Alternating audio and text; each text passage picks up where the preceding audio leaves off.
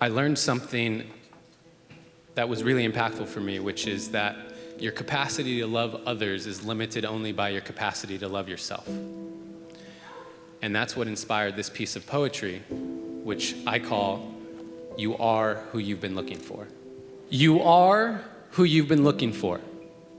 So stop looking for more unless you're looking in a mirror, because it's about time for you to see clearly that you are who you've been looking for. And that empty feeling you got, that hole in your chest, you only got that feeling because you think you're not blessed with everything you need. You see, we live in a consumerist society, which means they need you to buy stuff. And the easiest way to sell it is to tell you you're not enough. Buy this car, you'll get girls. Buy this bra, you'll get guys. And we're seeing it so much that we start believing these lies, but the truth is, the makeup they're selling to make you feel prettier is the same makeup you buy to stop feeling shittier about this lie they keep telling you that you are not enough.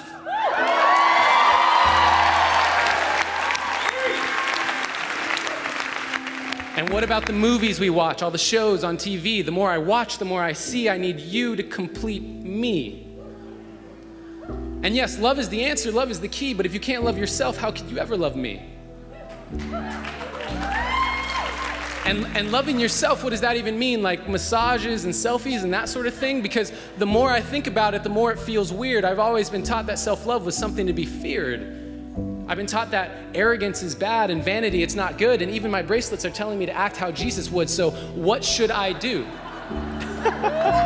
How should I act? I'm supposed to love myself, but how do I even do that? Well, I got a trick that I picked up from a friend who noticed that I was quick to defend her when she would say something negative about herself.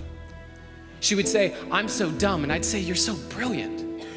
She'd say, "I'm so weak," and I'd say, "You're so resilient."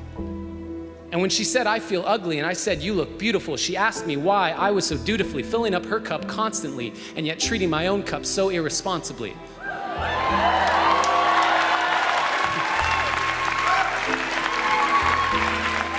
Because when I looked in the mirror, my voice was quite clear. You're ugly, you're too thin, your hairline's receding, you got a pimple on your chin. And that was when she gave me a piece of advice that changed my life. She gave me a hug. And she said, "Treat yourself like someone you loved." Treat yourself like someone you loved. Now, I had been standing, but I needed to be sitting because I couldn't believe that I had been letting myself keep forgetting that I was who I'd been looking for. And deep in my core, I knew it was time to stop looking for more until I could look through all my fear and look into a mirror and see clearly that the man looking back at me was the only one who can make me happy, and I am already enough.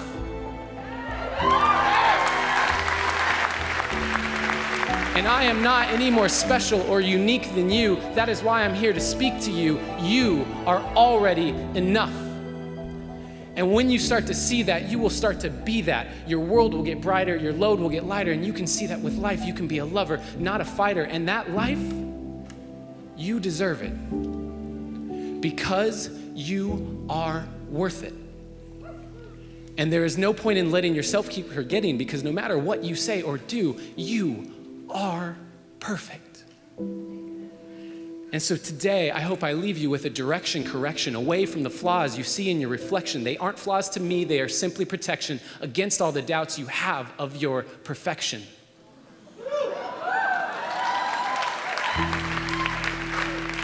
So start today. Take a good, long look in the mirror and say, "I am who I've been looking for."